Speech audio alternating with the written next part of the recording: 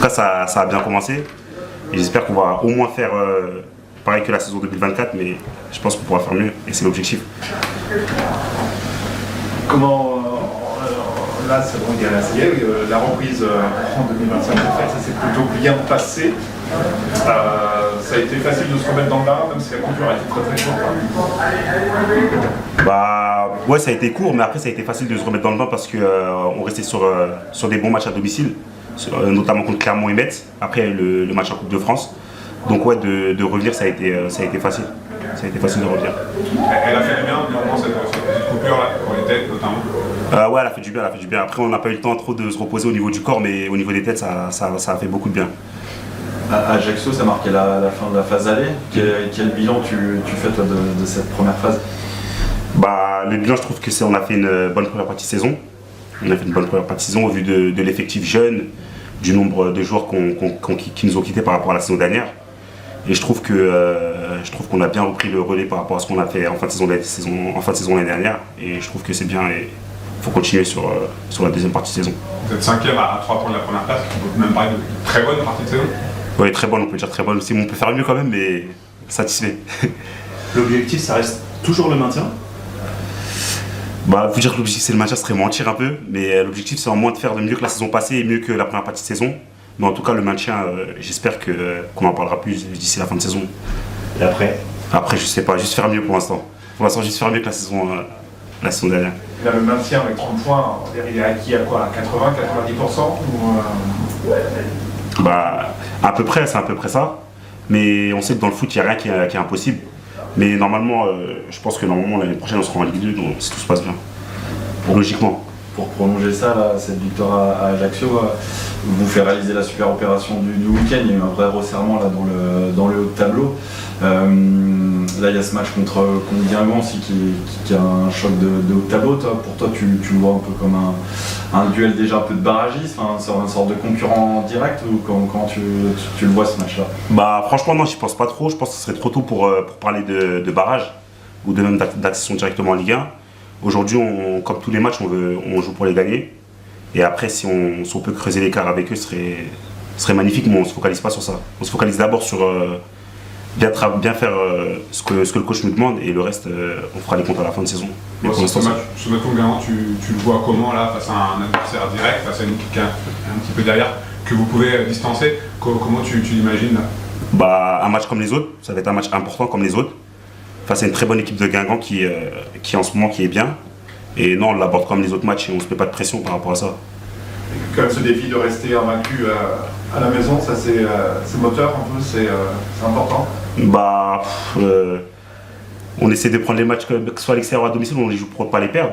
Après, c'est vrai que ça rajoute une pression supplémentaire, mais on ne parle pas tout le temps de ça, on n'en fait même pas attention. On essaie juste à chaque fois qu'on joue de faire la meilleure prestation possible et après on verra à la fin ce que ça va donner. Quand on discute avec les supporters, tout le monde nous parle de stabilité au club. C'est quoi la recette finalement de ces bons résultats après 2 années à plutôt lutter pour ne pas descendre? Là, on regarde plutôt vers le haut. C'est quoi la recette? Qu'est-ce qui marche bien? Bah, je pense que avant, j'étais pas là moi, mais par rapport à la saison dernière, je pense qu'il y a un très bon état d'esprit. Un très bon état d'esprit des jeunes quand ils viennent en prêt ou quand ça le groupe à l'écoute des anciens. Et je pense que c'est ce qui fait la différence par rapport aux saisons d'avant. Mais après, j'étais pas là, mais de ce que je vois, je pense que c'est l'état d'esprit vraiment qui nous fait gagner beaucoup de matchs. L'une des clés, c'est aussi cette solidité à domicile que vous aviez pas l'an dernier. À quoi tu l'attribues finalement, toi? Bah, pour moi, tous les résultats, tout tourne autour de l'état d'esprit pour moi. Pour moi, si on arrive à être costaud à domicile, c'est qu'il y a un bon état d'esprit. On est des bons gars, on fait des efforts les uns pour les autres et ça nous réussit. 633 minutes sans prendre de but au Paris des Sports, j'imagine toi en tant que défenseur, c'est un chiffre qui tient à cœur. Ouais, mais je savais même pas que ça faisait autant de pas. Ouais, non, ça tient à cœur. On va essayer de faire le maximum pour repousser l'échéance. Mais comme je vous l'ai dit, on ne se focalise pas exceptionnellement sur ça. On essaie de jouer les matchs les uns après les autres et de gagner des matchs. Et pourtant, la défense change beaucoup entre les matchs d'un match et un autre. Vous arrivez quand même à avoir une grosse solidité défensive avec pas mal de clean sheet, avec pourtant des joueurs qui changent souvent. Ouais, bah après, ça, c'est, je pense, au niveau des principes. Maintenant, les principes sont acquis. Comme je vous ai dit, on a un bon état d'esprit. Ça veut dire, je pense qu'aujourd'hui, peu importe les joueurs que le coach peut aligner, les joueurs vont donner satisfaction. Et ça, j'en suis sûr. Ça. Tu peux nous parler un peu des partenaires de la charnière avec qui tu évolues. Il y avait le départ Diaby l'été dernier qui était un départ important pour l'équipe. Oui. Il y a des joueurs qui sont arrivés du monde amateur, un peu à l'image de ton parcours. Et on voit qu'ils sont intégrés assez facilement dans l'équipe. Tu peux nous les présenter un petit peu tous et je n'oublie pas Paco. Il y a Paco qui peut jouer dans l'axe, il y a Axel et Julien. Après, franchement, Axel et Julien, c'est des joueurs qui ont un très bon état d'esprit. Moi, franchement, ça ne me surprend pas du tout qu'ils arrivent à performer à ce niveau-là. Parce que c'est des mecs, quand on leur donne des conseils ou quand on leur parle, ils sont à l'écoute, ils essayent à chaque fois de progresser, ils bossent beaucoup. Donc en vrai, je suis même pas choqué qu'ils arrivent à performer à ce niveau-là. Et ça revient un peu à ce que je disais tout à l'heure, c'est une histoire d'état d'esprit. Hein. Quand tu as un bon état d'esprit, tu peux venir de n'importe quel niveau. Si tu écoutes et tu essaies de mettre en application, forcément, tu vas te mettre au niveau. Comment tu qualifierais cette équipe? Parce que c'est vrai que le club a mis en avant des stats dans la semaine sur les réseaux sociaux, avec toujours un mec qui court le plus, même Flo, je crois, fait partie des gardiens qui court le plus, l'équipe qui est dans le top 3 des duels gagnés. Pas les joueurs, sans être offensant, les meilleurs joueurs de Ligue 2, mais il y a quelque chose, je vais me répéter, mais c'est l'état d'esprit encore. Encore une fois, c'est l'état d'esprit, franchement. Pour moi, avec un bon état d'esprit, tu peux remporter un championnat haut la main, facilement, tu peux remporter un championnat. Et je pense qu'aujourd'hui, on a réussi à créer quelque chose, un engouement autour de l'équipe. On a réussi à créer quelque chose même au sein de l'équipe où même celui qui joue un peu moins, il met tout en œuvre pour mettre ceux qui vont jouer dans les meilleures dispositions. Et je pense que c'est ça qui fait la différence et il faut le garder. Par rapport aux autres clubs, je pense que c'est ça qui fait la différence et il faut le garder. Et tant qu'il y aura ça, je pense qu'il ne pourra rien nous arriver dans le championnat. Il y a une marque de fabrique aussi récente, c'est sur le fait des buts dans le premier quart d'heure, d'être l'équipe qui marque le plus dans le premier quart d'heure du championnat. Ça, il y a des consignes par rapport à ça, c'est aussi une volonté de démarrer fort, d'appuyer tout de suite sur l'adversaire. Après, je pense qu'on démarre fort les matchs parce qu'on les prend avec plus de sérieux que l'adversaire. Et on avait remarqué au début de saison que quand on marquait tôt, le match il se passait plutôt bien. Donc maintenant on insiste, on essaie dès le début de mettre le bleu de chauffe pour essayer de marquer en premier. Mais sinon c'est pas une consigne particulière, on sait que comme à Ajaccio, même si on a marqué tout, ils sont revenus au score mais on a réussi à gagner à la fin. Un match, ça se construit, un match, on va pas tout miser sur le début, mais on sait que si on marque dès le début, on a plus de chances de gagner le match. Toi tu es en fin de contrat. Un petit mot sur ta situation, il y a un site africain qui a sorti le fait que tu avais quelques contacts avec des clubs étrangers. Oui.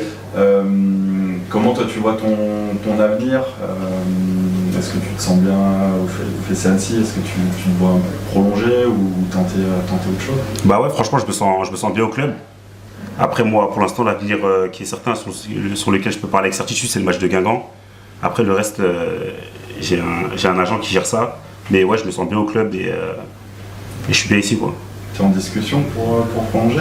Non on n'a pas encore entamé les discussions mais moi je m'occupe pas de ça. Franchement j'essaie de pas faire attention à tout ça, j'essaie de me concentrer que sur le terrain. Parce que c'est dur de faire des choses à la fois. Déjà de se concentrer sur le terrain c'est dur déjà. Donc je reste que sur ça et le reste je calcule pas trop. L'autre actualité, c'est aussi la Coupe de France où vous êtes en train de réaliser une nouvelle épopée. Vous avez hérité d'une nouvelle N2. Tu peux raconter un petit peu, parce qu'on a vu les difficultés que c'était aussi sur les tours précédents, la difficulté justement on l'estime comme un tirage facile, mais d'affronter une équipe comme ça, toi qui est issue en plus qui a été de l'autre côté de la barrière, qui est issue du monde amateur. Après avec le temps, je pense que tout le monde sait que la Coupe de France, le niveau ne veut plus rien dire. Le niveau de la Coupe de France, ça ne veut plus rien dire. Les équipes généralement quand elles jouent contre une équipe supérieure, les joueurs ils ont envie de montrer ce qu'ils ont dans le ventre. Donc ça peut être piège. Mais après franchement nous avec notre style de jeu et avec l'état d'esprit du groupe, je pense qu'on prendra jamais un match à la légère. Donc quand on joue contre une équipe inférieure, je suis pas trop inquiet par rapport à ça. Sur le style de jeu, on voit que les équipes essayent de plus en plus de s'adapter à votre style de jeu. Ça peut marcher encore longtemps, votre style de jeu, ou il y a un moment, il faudra peut-être essayer de surprendre aussi.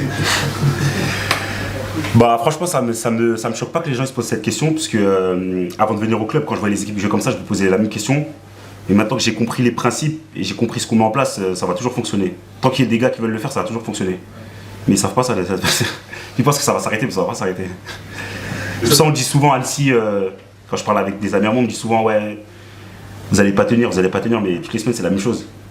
En fait, les gens ils finiront par comprendre que c'est pas de la chance en fait, c'est du travail. Et voilà. Et par contre, ça demande un gros effort à tout le monde. Ouais, ça demande surtout d'avoir un bon état d'esprit. Après, ça demande un gros effort et de travailler, surtout de travailler, et de vouloir comprendre et vouloir faire aussi. Et une fois que tu réussis à trouver des gars qui mettent ça en application, franchement, il peut t'arriver que du bien. Donc, je pense qu'on va continuer longtemps sur cette série. Donc toi, à titre personnel, tu as été arrêté aussi un peu en mois de décembre. Là, comment ça va? Comment tu as vécu aussi cette période de fin d'année, un peu loin de l'équipe? Ah bah, il y a eu la suspension des 2 matchs. Après, j'étais revenu la semaine de Metz, je me suis fait un petit pépin à la cheville. Et là, je suis bien revenu, ça va, je suis bien physiquement. Et ouais, c'était dur un peu d'être loin des terrains. Mais après, ça va, comme l'équipe a gagné, c'était un peu plus facile. Mais là, je suis content de reprendre. Ouais, c'est la période de vœux, du coup, qu'est-ce qu'on peut te souhaiter en 2025 collectivement et individuellement? Bah, que de la réussite en vrai. Que de la réussite et de la santé.